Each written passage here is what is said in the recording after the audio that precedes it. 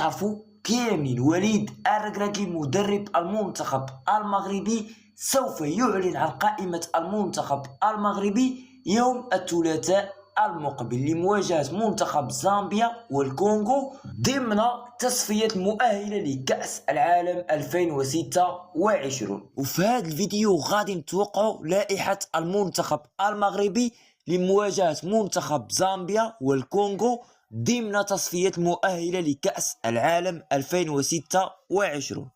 ولكن قبل ما نخليكم مع الفيديو ما تنسوش ديروا لايك للفيديو والاشتراك في القناة باش يوصلكم جديد المنتخب المغربي والكرة المغربية.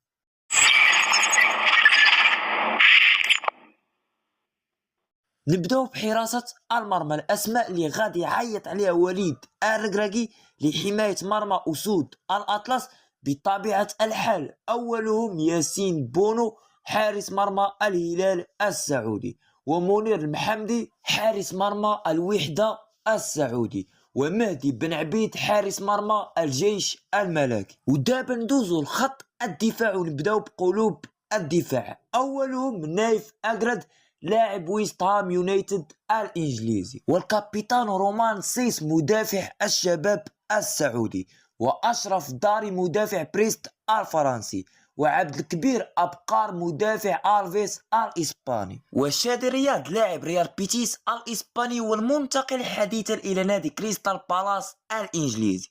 وبنسبة كبيرة نقدروا نشوفوا عيسى ديوب مدافع فولهام الإنجليزي في قائمة وليد الركراكي. أما بالنسبة للأظهرة بطبيعة الحال غادي يكون أشرف حكيمي لاعب باريس سان جيرمان الفرنسي، ونصير مزراوي لاعب بايرن ميونخ الألماني، ومحمود بن تانك لاعب سان إتيان الفرنسي، وآخرهم يحيى عطية الله. بعد ما كملنا خط الدفاع ندوزو لخط وسط الميدان.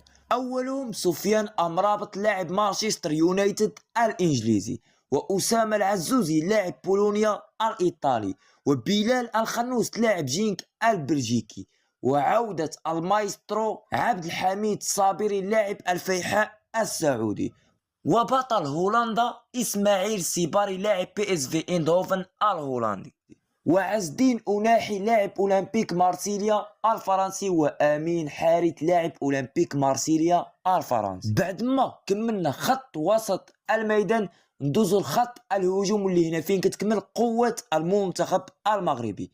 بطبيعة الحال غادي يكون المايسترو إبراهيم دياز لاعب ريال مدريد الإسباني، وحكيم زياش لاعب غالاطاسراي التركي، وأيوب الكعبي لاعب أولمبيكوس اليوناني، ويوسف نصيري لاعب إشبيليا الإسباني، وسفيان رحيمي لاعب العين الإماراتي، وأمين عدلي لاعب باير ليفركوزن الألماني، وإلياس بن صغير لاعب موناكو الفرنسي. إلى لاحظتوا غادي يكونوا بزاف ديال الأسماء غائبة عن قائمة المنتخب المغربي في إطار الاستعداد لأولمبياد باريس. بغيت نقول لكم وصلنا إلى نهاية الفيديو. ما تنسوش تشاركونا الرأي ديالكم الشخصي حول توقعنا لقائمة وليد الركراكي.